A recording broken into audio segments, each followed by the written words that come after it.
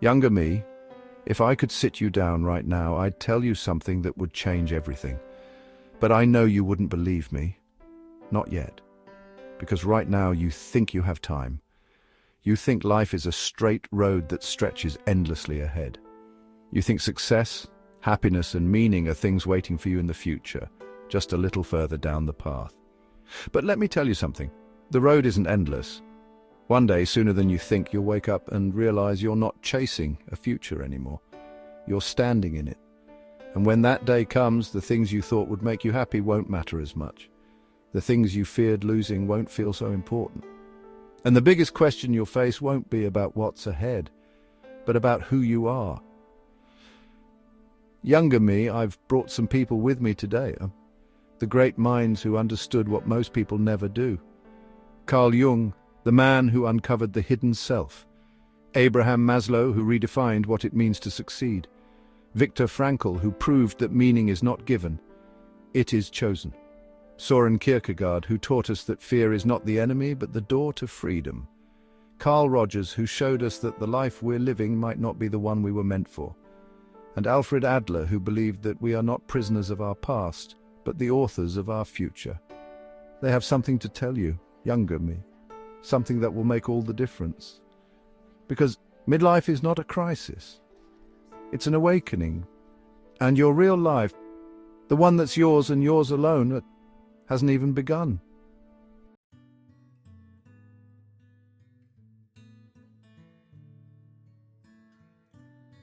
Younger me, you have spent your whole life trying to be the right kind of person.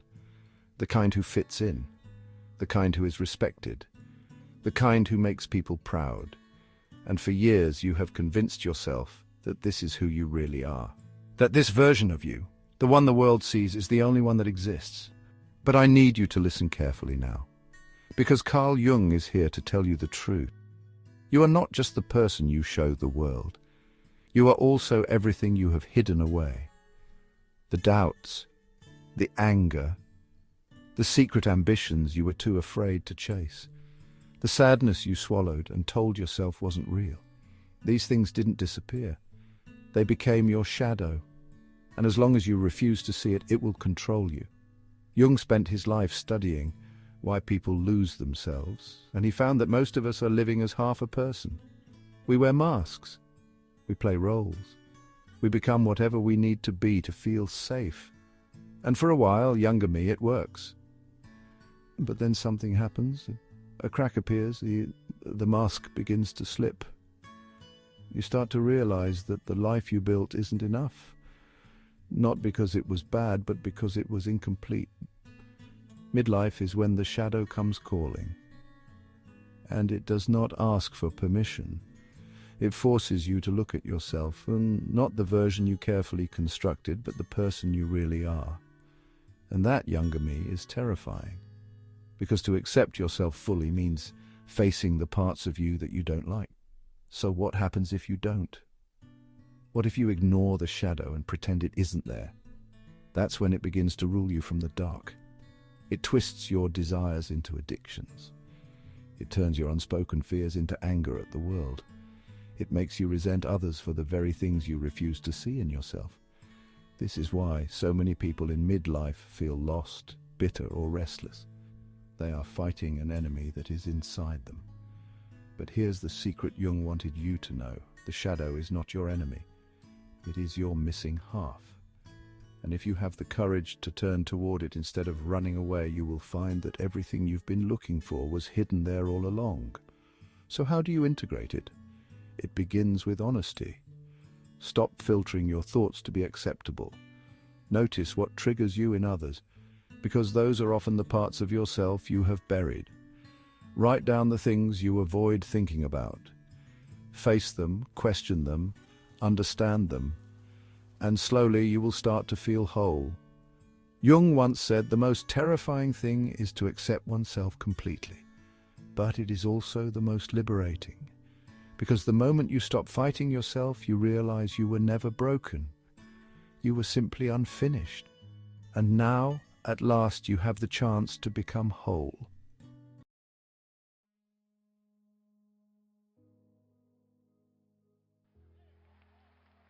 Younger me, do you remember the first time you tasted success? The rush? The validation? The feeling that finally you were somebody? You thought that was the goal. To prove yourself, to achieve more, to build a life that looked good from the outside. But let me introduce you to Abraham Maslow. He would tell you that you were chasing a dream that was never really yours. Maslow spent his life studying what truly makes people fulfilled, and he discovered something most of the world doesn't understand. The people who feel the deepest sense of purpose aren't the ones who achieved the most. They are the ones who became the most. You have spent years climbing, chasing promotions, seeking approval, building a reputation. And for a long time, younger me, that felt like enough. But I have to warn you, one day you will wake up and all of it will feel strangely hollow. Not because you've done something wrong, but because you're being called to something more. Maslow's hierarchy of needs explains it all. In the beginning, we seek security, stability, belonging. We work to build something solid beneath us. And that's good. It's necessary. But there comes a moment when the foundation is built and a new question arises. Now what? That moment, younger me, is the beginning of self-actualization. It's when the things that once drove you lose their meaning, and you realize that success is not about what you have, it's about who you are. But what does that actually look like? It's different for everyone. For some, it means leaving behind a career that no longer aligns with their values. For others, it means embracing creativity, connection, or personal growth over external rewards. It's about shifting from seeking achievement to seeking meaning. But here's what Maslow never said outright. Most people never make it to self-actualization. They get stuck in the earlier stages, trapped by comfort, fear, or routine. How do you know if that's happening to you? Ask yourself this. Are you still chasing success, or are you living in a way that feels truly fulfilling? If your answer is the former, it's time to rethink everything. This is why so many people in their 40s feel lost. Not because they've done something wrong, but because they're being called to something more. To stop proving and start becoming. To stop chasing and start choosing. And here's the great irony, younger me. The moment you stop obsessing over success is the moment you finally find it. Not in money, not in status, but in the quiet certainty that you are, at last, living the life that was meant for you.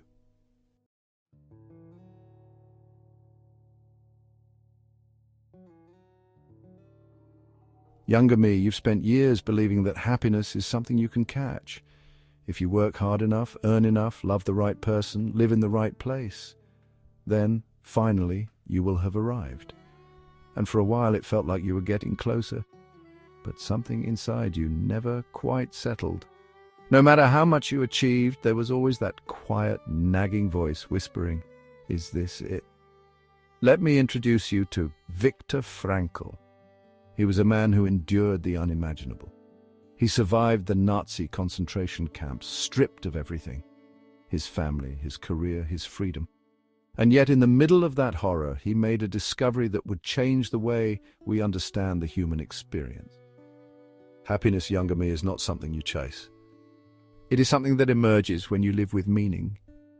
Frankl watched as some people in the camps, despite their suffering, held on to something that kept them going, a purpose. A reason to wake up the next day.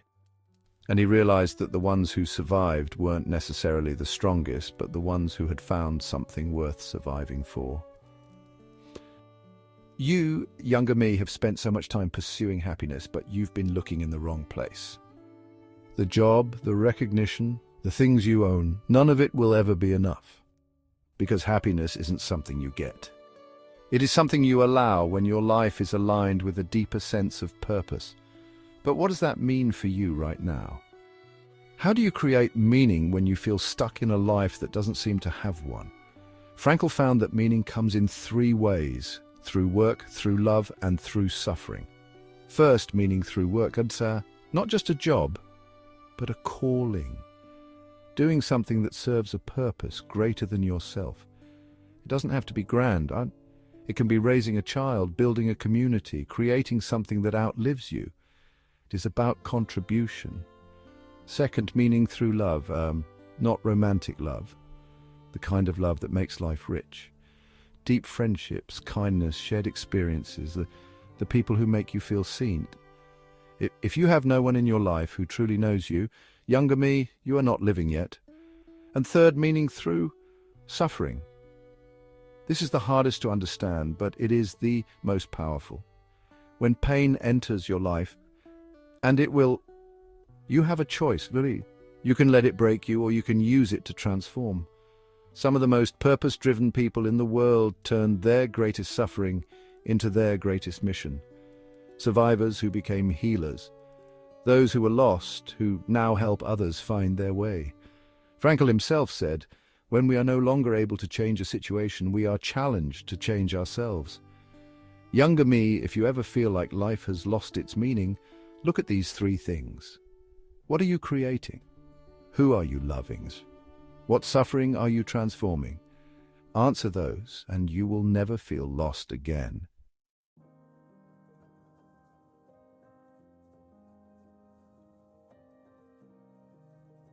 Younger me, I know how much you fear change. How you overthink, hesitate, weigh every possibility before you make a move. How you cling to the familiar, telling yourself that one day when you're ready, you'll take the risk, make the leap. But you never feel ready, do you? Søren Kierkegaard knew exactly what that fear was. He called it the dizziness of freedom.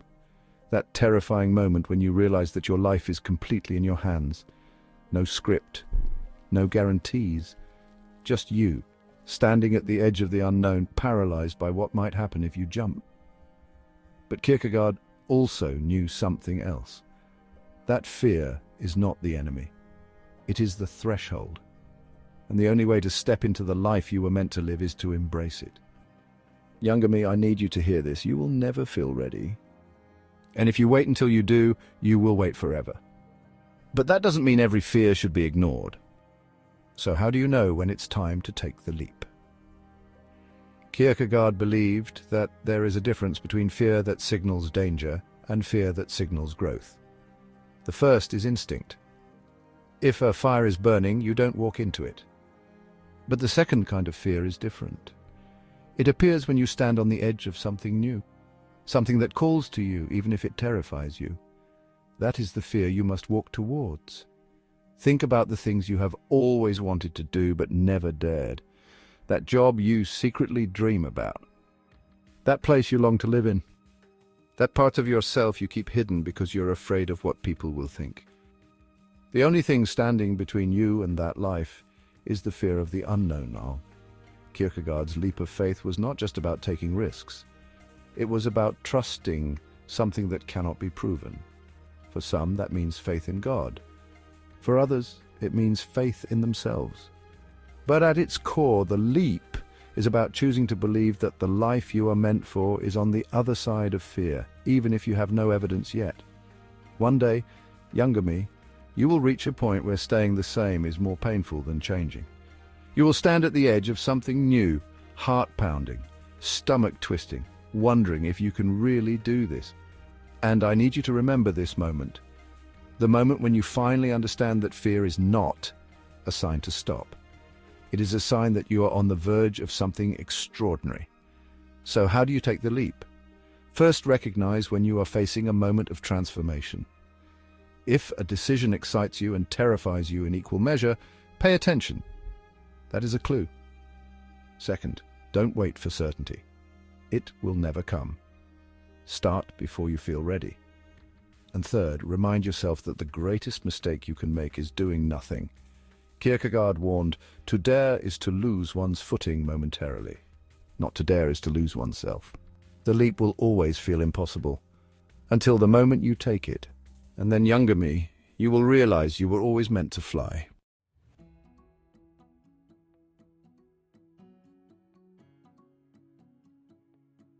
Younger me, you've spent your life trying to be the version of yourself that makes other people comfortable. You've played the role, said the right things, worn the right mask. And for a while, you convinced yourself that this was who you really were. But let me ask you something. When was the last time you felt truly free? Carl Rogers spent his career studying what makes a life real, and he discovered something most people never realized. The further you stray from your authentic self, the more lost you become. Younger me, I have to ask you something uncomfortable. If you stripped away the expectations, the pressure, the fear, who would you be? I know the answer terrifies you. Because for years you have built a life that looks right but doesn't feel right. You followed a path that made sense on paper, but deep down something isn't clicking. You keep waiting for it to. Thinking that maybe if you just work harder, achieve more, prove yourself enough, you'll finally feel whole. But you won't. Because the problem isn't that you haven't done enough. The problem is that you aren't being yourself. Rogers called this congruence. When the person you are on the inside finally matches the life you live on the outside. And younger me, here's the truth. That is the only way you will ever feel free. But what if you don't know who you really are? What if you've spent so long being what others expect that you've lost touch with yourself? Rogers had an answer for that too. The first step is to stop censoring yourself. Pay attention to the moments when you adjust your words, your tone, your opinions just to fit in. Ask yourself, if I wasn't afraid of judgment, what would I say? The second step is to notice what excites you. The things that pull at you, even if they don't make sense. That is your real self trying to get your attention. And third, practice radical self-acceptance. Rogers believed that true growth begins when you stop trying to fix yourself and start understanding that you were never broken in the first place. One day, younger me, you will reach a point where pretending is exhausting. Where saying yes to things you don't want, showing up in places you don't belong, and living a life that doesn't fit becomes unbearable. And when that day comes, I hope you remember what Rogers said. The good life is a process, not a destination. And that process begins the moment you stop pretending.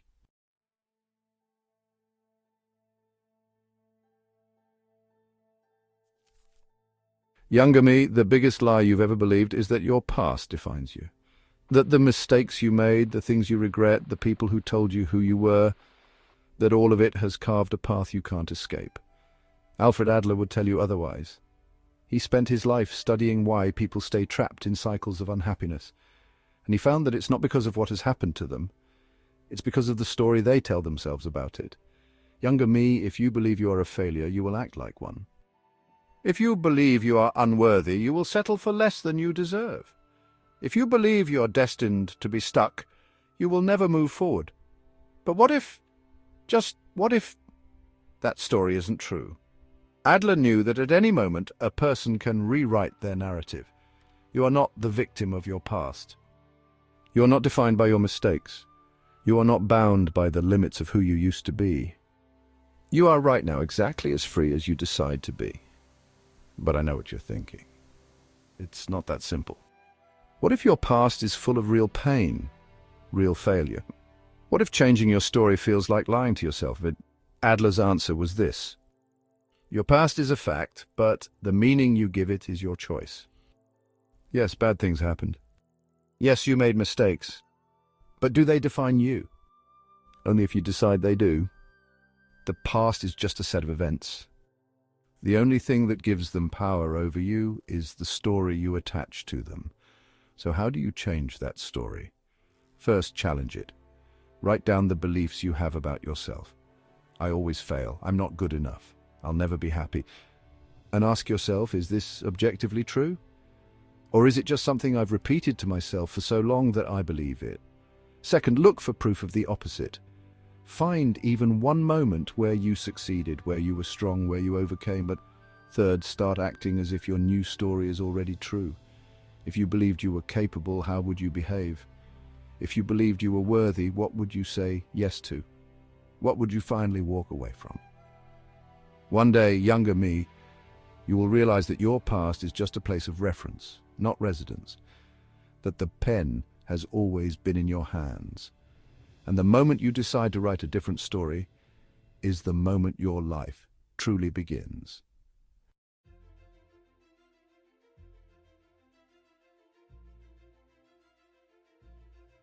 So here we are, younger me. You spent years thinking midlife was something to fear, that turning 40 meant time was running out. But now you know the truth. This is not the end. This is the beginning. Jung taught you that you are not broken, only unfinished. Maslow showed you that success is not about what you have, it's about who you become. Frankl proved that meaning is not given, it is chosen. Kierkegaard reminded you that fear is not a sign to stop, it's a sign to jump. Rogers showed you that the moment you stop pretending, you start living. And Adler handed you the pen and told you to rewrite your story. Younger me, you are no longer chasing a life. You're stepping into it. And you, younger me, are finally ready.